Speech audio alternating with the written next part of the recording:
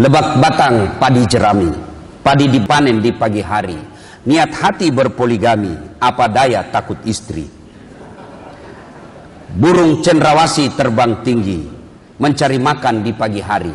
Bukan kami takut istri, cuma istri lebih berani.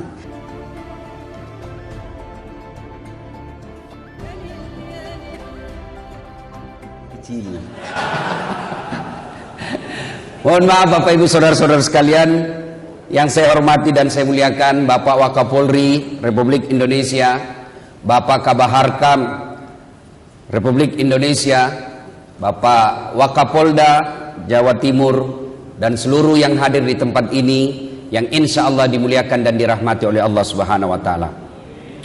Mohon izin mengingatkan kembali, sejak kita kecil ada doa yang kalau dia Islam pasti dia tahu ini doa. Rabbana atina fid dunya hasanah wa fil akhirati hasanah wa qina azabannar. Ini doa dari kecil kita sudah hafal. Meskipun dia bahasa Arab, tidak berarti doa ini tidak diminta oleh orang Nasrani, tidak diminta oleh non muslim. Ini doa bahasa Arab, tapi kalau diterjemahkan semua orang mau. Ya Allah, berikanlah saya keselamatan di dunia. Semua orang mau selamat di dunia. Keselamatan di akhirat. Semua orang mau selamat di akhirat. Dan hindarkanlah kami dari siksa api neraka.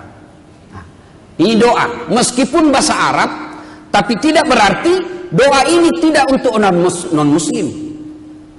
Yang jadi masalah, kita baca setiap hari ini doa, tapi kita tidak tahu apa maknanya. Nah, karenanya saya mau mengajarkan kepada anggota Rakornis hari ini tentang apa itu fid dunya hasanah, keselamatan di dunia.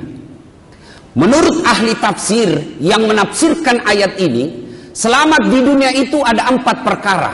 Jadi kalau Bapak sudah 4 perkara ini terpenuhi, Bapak sudah selamat. Yang pertama, kata ahli tafsir, selamat di dunia itu punya pasangan yang baik, istri yang soleha, suami yang soleha. Bayangkan Bapak polisi kalau punya istri yang tidak baik, mana bisa kita tugas dengan baik? Saya ini bisa penceramah, bisa ceramah kiri kanan dengan baik karena didukung oleh istri. Bayangkan kalau istri kita tidak mendukung, mau pergi ceramah dia cubit anaknya, kau pergi ambil, nangis anakmu, kau ambil anakmu itu. Coba bayangkan. Maka kita wajib menghormati istri, tidak boleh kita tipu istri. Ini kadang-kadang anggota sering tipu istrinya. Alasan rapat, ternyata pergi merapat. Kalau dicari, siap, bu, minta izin bu, menghadap komandan. Nomor HP-nya dikemudian, komandannya padahal teman selingkuhnya. Ini juga tergantung istri, karena saya juga pernah jadi korban. HP saya selalu diperiksa sama istri. Maka saya tulislah, ada kawan saya, sejak dia lihat ceramah saya selalu viral, teman SD di kampung, selalu dia telepon saya. Saya mau angkat, tidak enak. Saya mau blokir, nanti dia bilang kita sombong. Terpaksa kutulislah namanya dia di handphoneku, penjual batu bata. Begitu dia menelpon, ada istri saya. Dia panggil, Ustaz, penjual batu bata. Jangan ku angkat sayang, tagihan. Tagihan itu, selamatlah saya. Beberapa hari kemudian tiba-tiba saya pulang ceramah, saya kehausan, saya bikinlah teh. Saya lihat di toples tulisan gula. Begitu saya rasa, asin. Saya tanya sama istriku, kenapa kau tulis gula isinya garam? Dia bilang HP-nya juga Ustadz, lain ditulis, lain isinya. Satu, suami yang baik, istri yang baik, itu adalah keselamatan di dunia. Maka Bapak, kalau mau selamat di dunia, jadilah suami yang baik dan jadilah istri yang baik, insyaallah. Bagaimana Rasulullah memuliakan istrinya? Istri Rasulullah, salah satu cara beliau, begitu romantisnya Rasulullah, kalau beliau minum sekali minum diberikan lagi istrinya, minum kasih lagi istrinya. Hebatnya bekas bibirnya istrinya yang diminum. Misal Aisyah minum di sini, Rasulullah pun minum di sini. Coba kalau Bapak minum, anggota polisi minum bekas bibirnya istri, bau betul mulutmu. Satu. Yang kedua, keselamatan di dunia. Apa isinya? Punya anak yang taat. Ini Pak. Maka ketika kita sama-sama dulu sekolah di polisi, bertahun-tahun tidak ketemu, yang pertama biasa ditanya, berapa mobilmu? Bukan. Berapa rumahmu? Tidak. Berapa depositomu? Bukan. Tapi apa yang ditanya? Berapa anakmu? Kenapa? Karena anak inilah sumber kebahagiaan. Kenapa Al-Quran menceritakan ketika Ibrahim alaihissalam diuji oleh Allah, kenapa yang diperintah menyembelih anak? Kenapa bukan menyembelih istri? Ternyata istri bisa hilang rasa cinta kita, tapi anak tidak mungkin hilang rasa cinta kita. Tidak heran ketika polisi ingin juga anaknya sekolah menjadi perwira polisi. Kadangkala kita heran dan sakit hati, sedih. Di kantor kita dihormati, di kantor kita dimuliakan, tidak ada yang berani menghina kita. Tapi begitu sampai di rumah, dimaki-maki sama anaknya yang masih SD, dihina anaknya yang masih SMP. Kenapa bisa begini? Karena kita gagal mendidik anak. Bagaimana cara mendidik anak? Satu di antaranya, kata Nabi, jangan berikan makanan yang haram.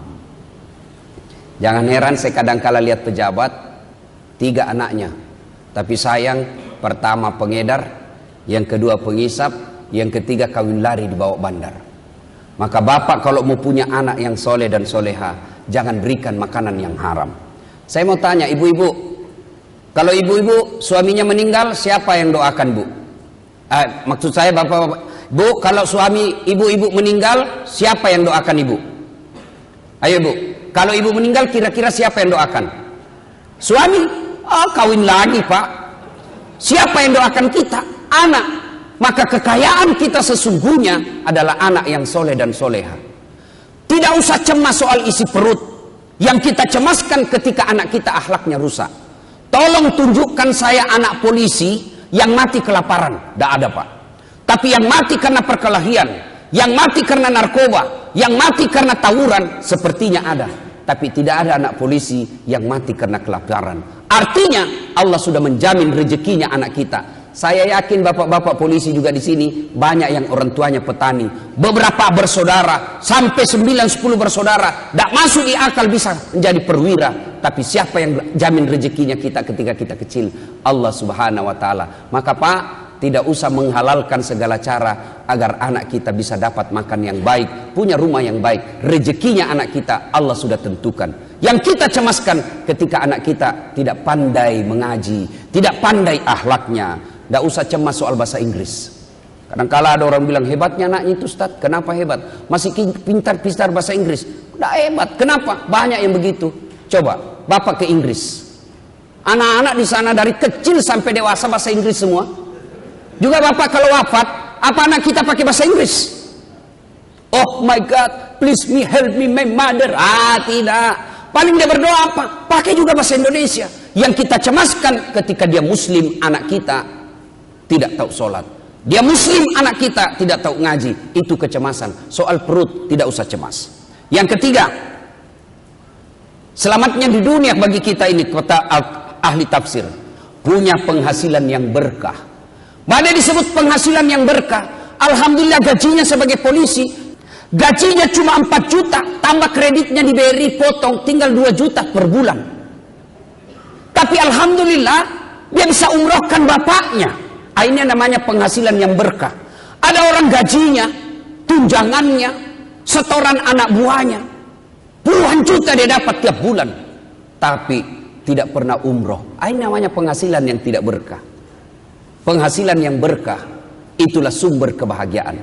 Dan yang keempat, orang yang bahagia di dunia ini punya teman yang baik. Ini sangat menentukan. Kalau kau mau melihat seseorang, lihat temannya. Kalau temannya dikelilingi oleh orang-orang yang baik agamanya, maka dia pasti baik agamanya. Maka merugi orang-orang yang memutuskan persaudaraan. Maka saya selalu bilang begini pak, ini indahnya banyak teman. Saya ini tidak banyak duit, saya ini tidak punya pangkat, tapi banyak temanku. Temanku yang banyak duitnya, temanku yang tinggi pangkatnya. Bayangkan, saya di Makassar hampir tidak pernah laku duit saya pak. Saya ke pasar, baru turun dari mobil, ada yang teriak, "Assalamualaikum Ustaz." Dalam hatiku aman dan terkendali. ada yang isi gula, ada yang isi telur. Begitu saya mau bayar, berapa Haji? Nggak usah Ustaz, Anda enak masih pagi-pagi. Berapa? Nggak enak, nggak apa-apa Ustaz, nggak usah. Padahal dalam itu memang itu yang kutunggu. Saya pergi perpanjangan SIM di Polrestabes Makassar. Saya baru turun dari mobil, dilihat CCTV sama Kapolresta. Assalamualaikum Ustaz. Waalaikumsalam. Siap komandan. Ada apa Ustaz? Perpanjangan SIM komandan. Panggil Kasat Lantas. Tolong bantu Pak Ustaz. Jangan lagi kau minta uangnya, berdosa kau uang Ustaz kau makan. Alhamdulillah, banyak teman, banyak rezeki. Maka bapak-bapak polisi, rezeki bukan sekedar duit, penghasilan bukan sekedar duit. Teman yang baik itu adalah termasuk orang-orang yang selamat di dunia. Tapi ternyata berteman dengan beberapa perwira dan petinggi polisi jadi masalah buat saya Pak. Benar Pak. Sampai sepupu saya juga nelpon di kampung. Dia ketua RT. Ustaz, saya lihat kau dekat sekali sama Kapolri. Ketua RT dia Pak, tamatan SMP. Ya, Magedeng, bahasa Bugis saya. Tidak bisa kau tolong saya itu, saya bisa jadi Kapolsek. Bagaimana caranya kau ketua RT mau jadi Kapolsek? Subhanallah. Saya bisa bayangkan bagaimana beratnya menjadi Kapolri. Bagaimana beratnya jadi Wakapolri, bagaimana beratnya jadi Kapolres, bagaimana beratnya menjadi Kabaharkam. Saya saja temannya polisi, kadang ada jam 6 sudah datang ke rumah. Ustaz, tolong Ustaz, anakku mau sekolah. Siapa tahu Ustaz boleh rekomendasi ke Pak Kapolri. Saya bilang, saya cuma penceramah, tidak ada urusan dengan sekolahnya anaknya Bapak. Saya doakan saja. Bayangkan, ada yang sampai mau menjanji saya, kalau lolos ini anak saya Ustaz, ruko di Jalan Petran Ustaz punya. Saya bilang, la haula wala quwata, ternyata berat jadi polisi Pak. Maka tidak ada pilihan Pak. Kalau Bapak mau selamat, harus cari orang-orang yang baik. Berteman orang-orang baik. Kalau Bapak salah memilih teman, kata pepatah Arab, kalau kau bersahabat dengan penjual parfum, kalau kau tidak dapat parfumnya, kau dapat wanginya. Kalau kau bersahabat dengan pandai besi, kalau kau tidak kena apinya, kau dapat hawa panasnya. Nah, coba. Kalau saya bersahabat dengan Pak Wakapolri, Pak Agus yang masih di Medan, saya sering diundang, sering jalan bareng-bareng. Enak juga Pak. Kalau saya jalan sama Pak Waka, tidak mungkin saya bilang, Jenderal, di mana tempat karaoke? Tidak mungkin. Langsung Jenderal bilang, apa ini Ustaz? Ini Ustaz kajili-jili kata orang Makassar. Saya jalan sama Pak Agus, Pak, di mana ada panti pijat? Apa ini Pak? Kalau saya jalan sama Pak Jenderal, paling Pak Kapolri, kapan ini ada di kumpul-kumpul ini polisi saya bisa ceramah. Insya Allah. Kalau Bapak selalu berteman orang-orang baik, insya Allah Bapak ada yang ingatkan. Kecari teman. Kalau Bapak ketika menjadi Wakapolri, Kabaharkam baik, maka teman Bapak bukan cuma ketika aktif, tapi ketika pensiun pun orang masih datang berteman dengan Bapak. Apa betapa tidak stresnya orang Pak. Waktu aktif kita turun dari mobil, dibukakan mobil. Semua orang hormat sama kita. Tidak pernah keluar kita punya dompet. Semua orang bayarkan. Tapi begitu kita pensiun, tidak ada yang melihat kita. Na'udzubillah min dzalik. Maka ketika aktif seperti ini, carilah teman-teman yang baik. Mudah-mudahan setelah kita pensiun, karena pasti ini muka-muka calon pensiun semua ini Pak. Mau kemana? Pasti ke pensiun. Tidak ada orang tidak ada masalahnya Pak. Pak Waka, Pak Kapolri sudah punya bintang. Apa tidak ada masalahnya? Ada masalahnya. Apa masalahnya? Terancam pensiun. Semua. Maka ketika kita aktif, kita manfaatkan dengan sebaik-baiknya, maka teman kita akan tepat menjadi teman kita ketika pun kita masih pensiun. Berapa banyak orang saya lihat ketika aktif banyak orang datang ke kantornya, tapi ketika pensiun tidak ada lagi yang mau datang ke tempatnya. Maka itulah Pak, nerakanya dunia kita dapat. Semoga Allah Subhanahu wa taala memberikan kebaikan kepada kita semua sehingga kita mampu punya istri yang soleh dan suami yang baik, anak yang soleh dan soleha, kemudian punya penghasilan yang berkah, dan yang keempat punya teman yang mampu mengajak kita kepada kebaikan. Terima kasih Pak Kabaharkam, Pak Wakapolri yang mengundang saya datang ke tempat ini. Mudah-mudahan kehadiran saya selalu bermanfaat buat Polisi Republik Indonesia. Bapak boleh lihat ceramah saya Pak, di mana-mana saya ceramah, pasti awal ceramah saya bilang jangan kau musuhi polisi. Polisi ini Pak meskipun dimusuhi oleh rakyat tapi tidak bisa. Ini yang selalu saya bilang sama masyarakat. Kau benci tapi kau butuhkan. Anakmu diperkosa, siapa kau cari? Polisi. Tanahmu diserobot, siapa kau cari? Polisi. Mobilmu hilang, siapa kau cari? Ustadz. Tidak. Begitu saya mau pergi ceramah, macet jalan, siapa saya cari? Polisi lalu lintas. Maka inilah polisi. Bapak adalah pejuang-pejuang kebaikan di dunia sampai di akhirat. Tinggal kita luruskan niat. Seperti yang Pak Waka sampaikan tadi. Luruskan niat. Kalau niat baik Bapak cuma bukan perwira di dunia, tapi insya Allah sampai perwira di akhirat kelak. Yang penting niat kita baik. Agar menjadi yang baik, mari kita kirimkan suratul Fatihah kepada Rasulullah Muhammad SAW dan keluarga besar polisi Republik Indonesia yang terlebih dahulu menghadap kepada Allah Subhanahu Wa Taala. Ila hadratin Nabi Mustafa Muhammad Sallallahu Alaihi Wasallam. Al-Fatihah. Bismillahirrahmanirrahim. Alhamdulillahirabbil alamin. Maliki yaumiddin. Iyyaka na'budu wa iyyaka nasta'in. Shiratal ladzina an'amta 'alaihim. Terima kasih, saya tutup dengan sebuah pantun. Lebak batang padi jerami, padi dipanen di pagi hari. Niat hati berpoligami, apa daya takut istri. Burung cendrawasih terbang tinggi, mencari makan di pagi hari. Bukan kami takut istri, cuma istri lebih berani. Demikian, assalamualaikum warahmatullahi wabarakatuh.